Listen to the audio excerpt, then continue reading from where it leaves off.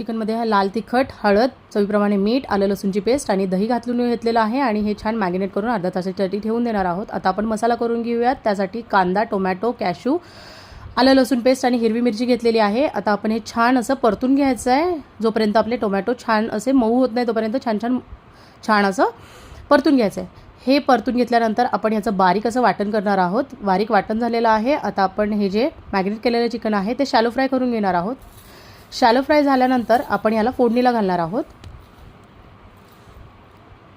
फोडणीसाठी मी एका पॅनमध्ये ना बटर घालणार आहे। त्यामध्ये खडे मसाले घालणार आहे, धना पावडर, चिकन मसाला, लाल तिखट आणि थोडंसं बटर आणखी घालणार आहे आणि जे वाटण होतं ते आपण छान परतून घेणार आहे। त्याचबरोबर चवीप्रमाणे मीठ।